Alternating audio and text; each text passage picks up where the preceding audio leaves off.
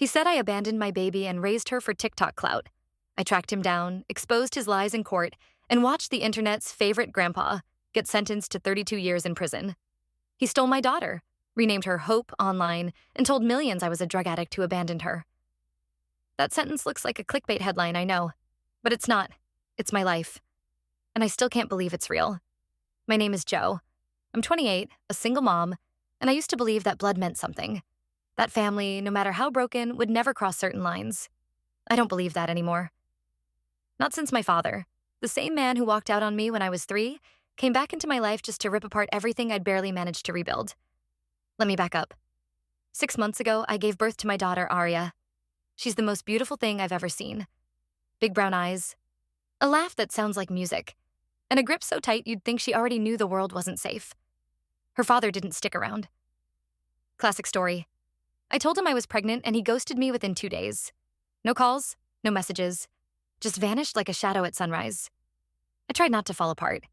I picked up more shifts at the diner, sold everything that didn't scream essential, and moved into a tiny one-bedroom apartment above an auto parts store. It smelled like grease and mold, but it was mine. Ours. The first few weeks were rough. Aria had colic. I had no help. Postpartum depression hit me like a truck. There were days I couldn't tell if I was more scared of waking up or going to sleep. And then, like some twisted miracle, my dad called. I hadn't heard from Greg in over 20 years. He'd left when my mom was still pregnant with my younger brother. Said he wasn't built for family life and vanished. The only memory I had of him was a blurry photo. Tall, square jaw, arms around my mom while I stood by with jelly on my cheeks. She never spoke about him again after he left.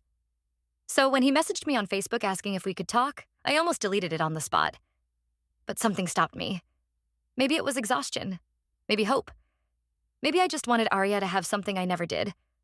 A grandfather. Our first meeting was awkward. We met at a park, neutral ground. He looked older, sure, but still had that salesman charm. He brought baby clothes and diapers, talked about regret and second chances. Said he'd been sober for 8 years and wanted to be in Aria's life. I didn't hug him, but I didn't walk away either. Over the next few weeks, Greg showed up, every time I asked. He'd babysit while I ran errands, drop off groceries, pay for Aria's checkups when my insurance hit its limit. He even helped fix the leak under my sink. I started to trust him. And God, I feel sick just typing that. There was one night around month 5 when Aria had a fever and I hadn't slept in 2 days. I called Greg crying. He showed up in 15 minutes, took her in his arms, and said, "Go lie down. I've got her." I slept 6 hours straight for the first time since giving birth. The next morning, he made pancakes, called Aria his little miracle. That was the first time he said he wanted to take her out on his own, just to the farmer's market for a few hours. I hesitated, of course. But he'd been so consistent, so kind, so normal. I let him take her. He brought her back with new socks, a stuffed elephant, and a framed photo of the two of them in front of a food truck. She looked happy. He looked proud. The next time, he asked to take her to the park. "Just for an hour," he promised. "There's a photographer friend I know. He wants to do a free shoot, some professional pics for you." I agreed. That was the last time I saw my daughter. 1 hour turned into 2. 2 became 5. I called.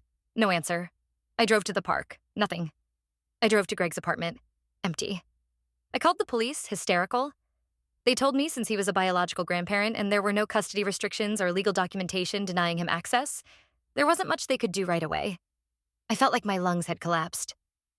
The next morning, I woke up to a text from an unknown number. "She's safe. She's better off with me. You're not well, Jo. This is what's best."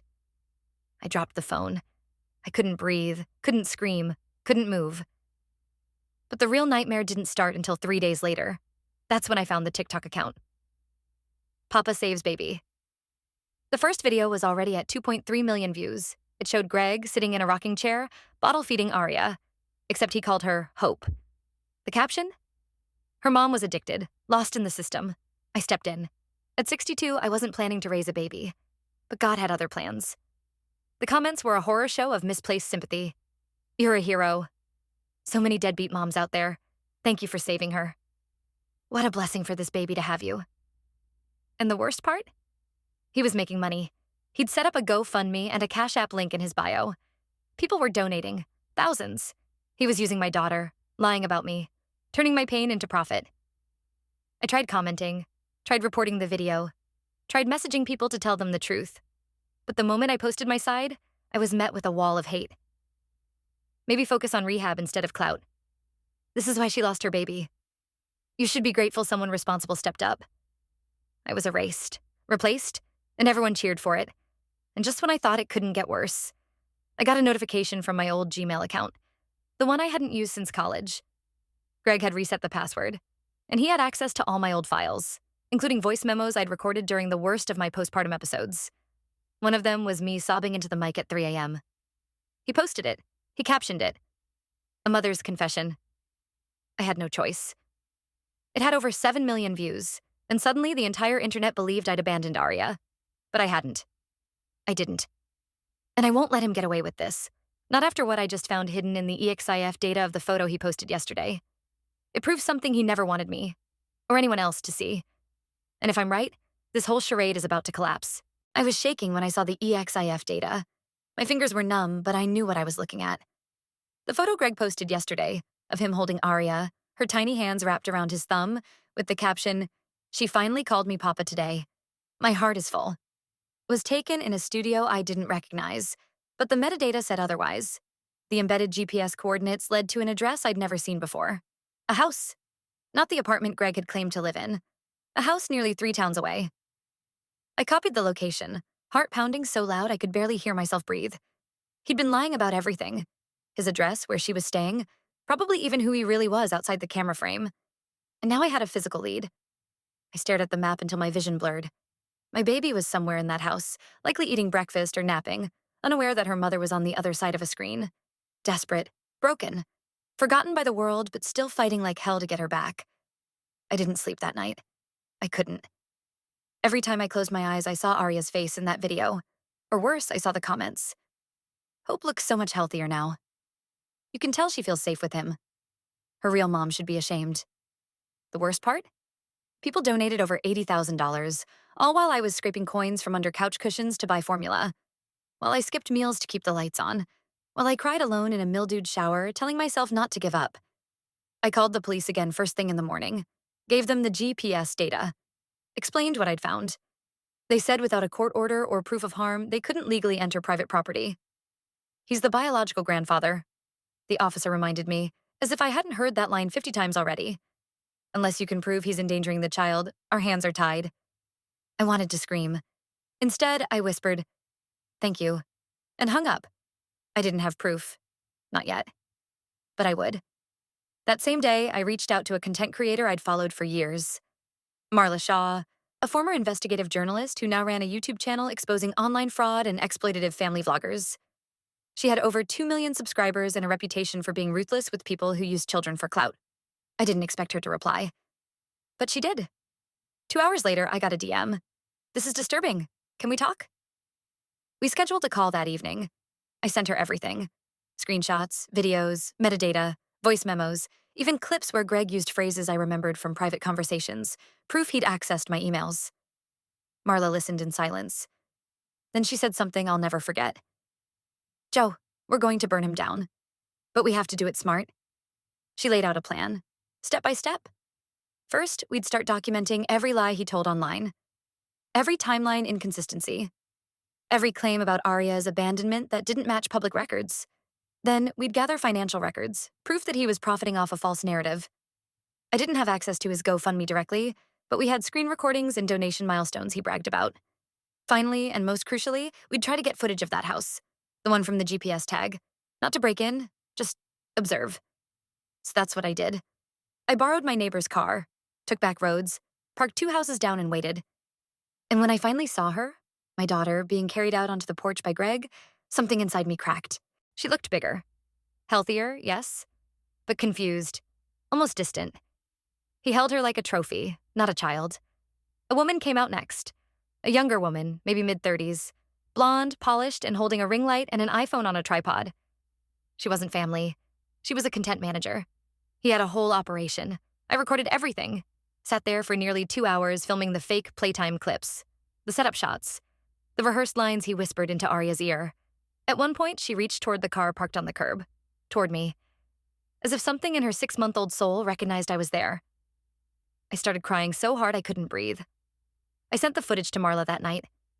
The next morning, her team began assembling a full exposé: voiceovers, timelines, data overlays, a breakdown of how Greg had manipulated the internet and isolated me in the process. She promised the video would go live in 4 days. I just had to wait. But I never got to see it premiere. Because on the third day, someone broke into my apartment. They didn't take anything.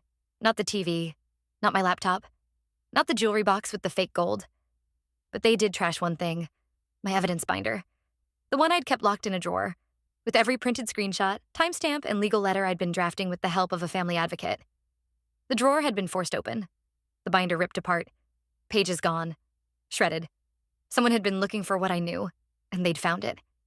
I called the police, filed a report, but I could tell the officer didn't take it seriously. "Do you have any suspects?" he asked. "Yeah," I said flatly. "My dad." The officer blinked.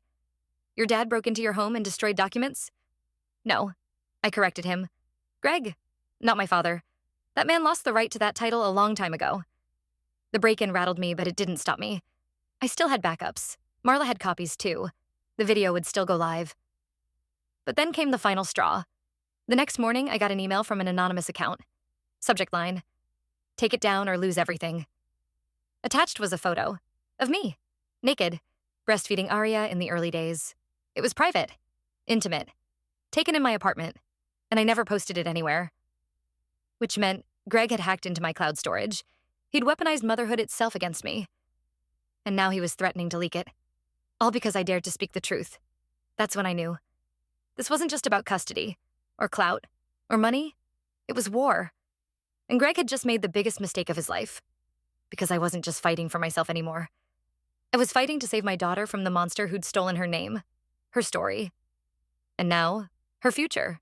I've never been in a real war, but after that email, the one threatening to leak a photo of me breastfeeding Arya, I understood what psychological warfare felt like. It wasn't just rage, it was humiliation, paralyzing fear, the kind that makes you second-guess your own reality. I stared at that photo for nearly an hour, not because I wanted to, but because I couldn't wrap my mind around how he got it. I'd taken that picture the night Arya stopped crying for the first time. Just me, her, and the soft glow of the kitchen light. It was never posted anywhere, never shared. It was supposed to be mine.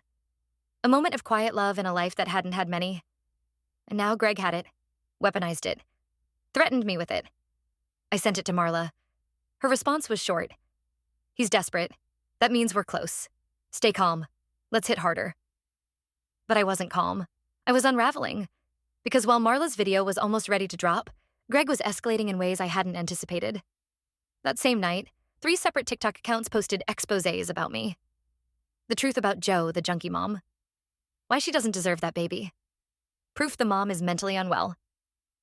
The proof was a mix of old social media photos from my early 20s, drunk at a party, one blurry video of me crying after Arya's dad left, and spliced audio from my postpartum voice notes. All completely out of context. The comments were a nightmare. Disgusting. She should be in jail, not asking for custody.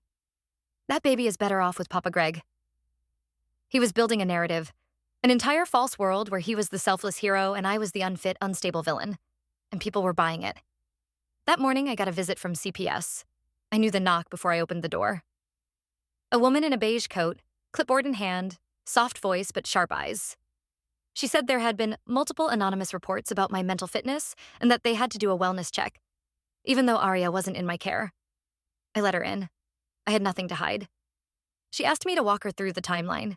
I told her everything, even showed her Marla's draft video, the GPS data, the TikToks. She took notes, nodded, said she believed me. Then, before leaving, she hesitated at the door. "Just between us," she said softly. "Be careful. I've seen people like him before. They don't stop until someone ends up in court. Or worse." I didn't sleep that night either. Every creak in the hallway made me jump. Every car outside made me check the window. I kept all the lights on. Phone in one hand, baseball bat in the other.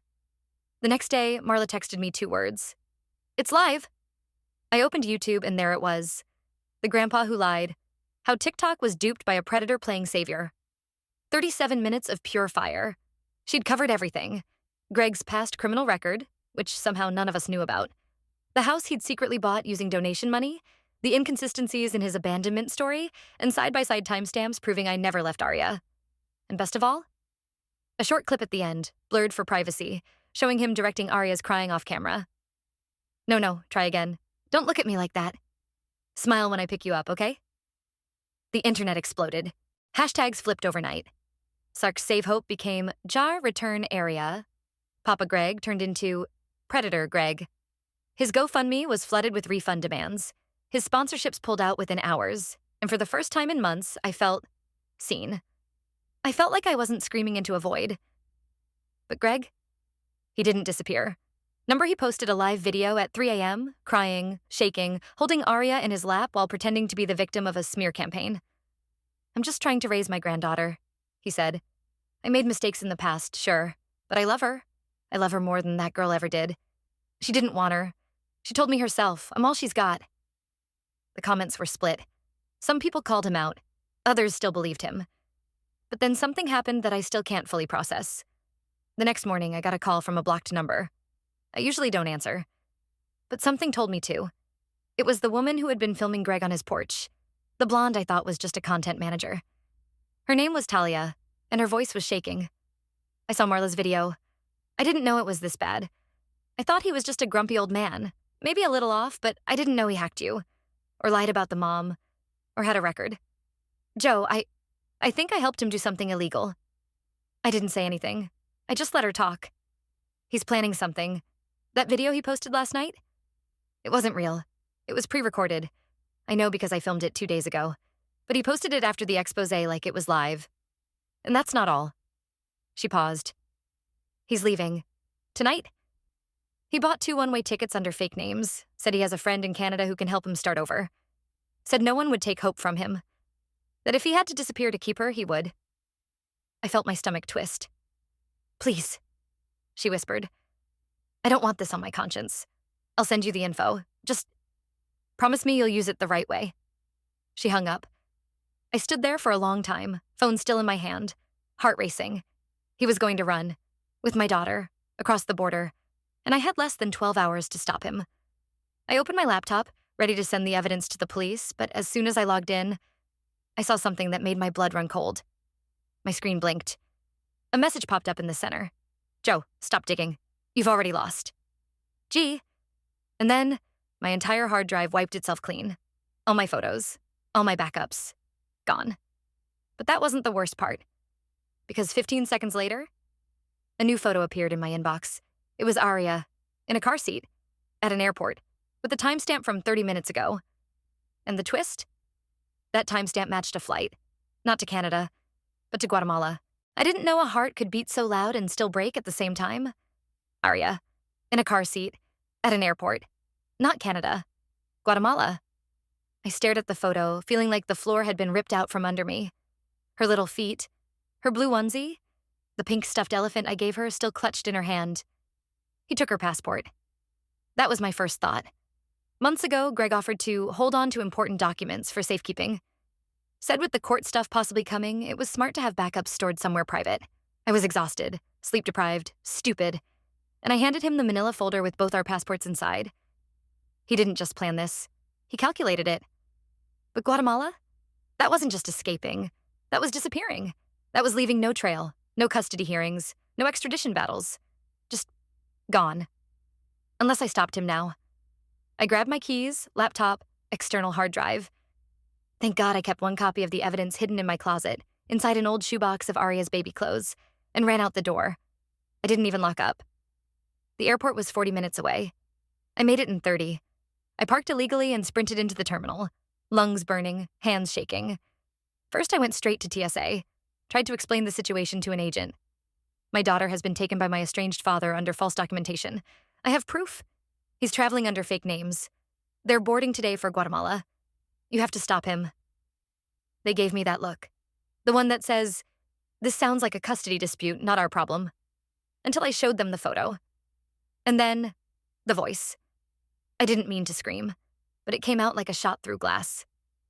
That's her. That's my daughter. Right there. Across the terminal, I spotted him. Greg, walking toward security with Arya on his hip like he was just any other grandpa heading on vacation. A fake passport in his hand. Sunglasses? polo shirt. He even had the audacity to whistle. I ran. Security swarmed in when they realized I wasn't deranged. I was desperate. They stopped him at the checkpoint, asked for ID. I watched the color drain from his face when he saw me. He tried to spin it. This is my granddaughter. Her mother abandoned her. I have guardianship. But he couldn't produce legal proof because it didn't exist. The passport? Under an alias. The birth certificate he tried to show? Forged. And just like that, it unraveled. The TSA detained him on site. Arya was returned to me within minutes. I crumpled to the floor of that airport terminal, sobbing as I held her. She was crying too, but it was the kind of cry that sounded like release, like coming home. But this isn't the part where I say everything went back to normal, because Greg didn't go down quietly. 3 days later, I got a letter, handwritten, no return address. Just one word on the outside. Sorry. Inside, 3 pages of unhinged rambling, accusations, justifications. Half of it didn't make sense. But one sentence stuck with me. You'll regret crossing me. You took everything, so I made sure to leave you something that'll burn you from the inside out. At first, I thought it was just a threat. Some pathetic last jab, until I got a call from my landlord. Joe, I'm sorry, but there's a situation. You need to come here. My apartment building was swarming with fire trucks. The entire top floor, mine, was blackened. Someone had broken in, set fire to my unit. Investigators said it looked intentional. Accelerant was used, entry forced. Luckily, no one was hurt. I hadn't been home, but everything inside was gone. Arya's crib, her baby photos, my nursing license, my medical records, my laptop. Everything, gone in smoke, except one thing. Taped to my burnt front door was a single Polaroid photo of me, holding Arya at the airport. Someone had taken it from behind a pillar, through glass, zoomed in. On the back, written in Sharpie, "This isn't over. You think you've won, but you don't even know what I really wanted." I moved in with Samantha that night. She didn't ask questions, just held me while I cried and helped rock Arya to sleep.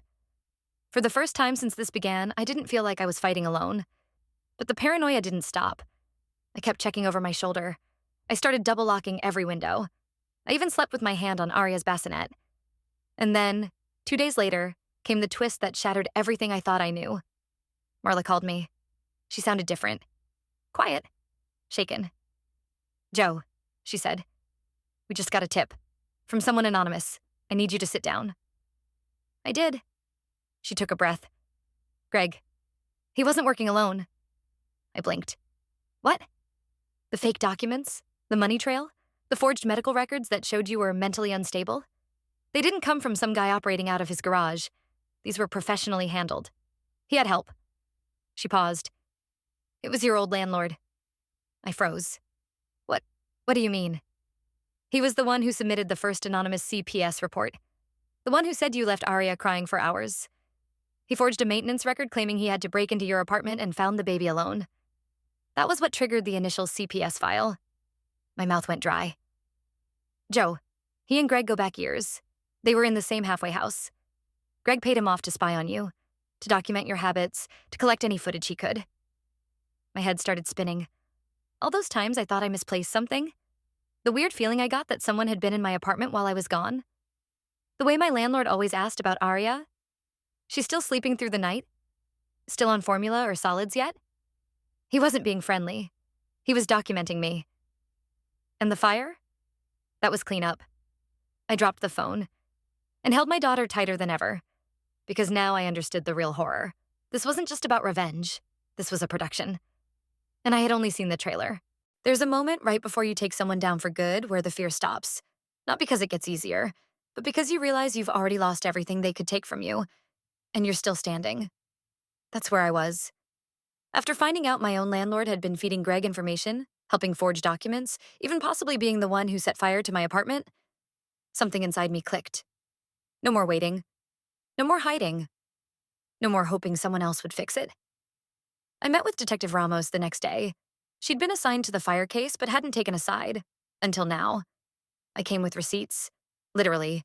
Emails, photos, recordings. Even a voice memo Greg had accidentally left running on his burner phone, where he bragged about how easy it was to manipulate people when you look like a sweet old man. Marla's team dug up financial transfers from Greg to my landlord. Cash apps, encrypted messages, even a suspiciously timed Venmo payment labeled for services. The case snapped together like the last piece of a broken puzzle. That same afternoon, Ramos got a judge to sign off on search warrants for both Greg's hideout and my landlord's apartment. By 10 p.m., Greg was in cuffs, again.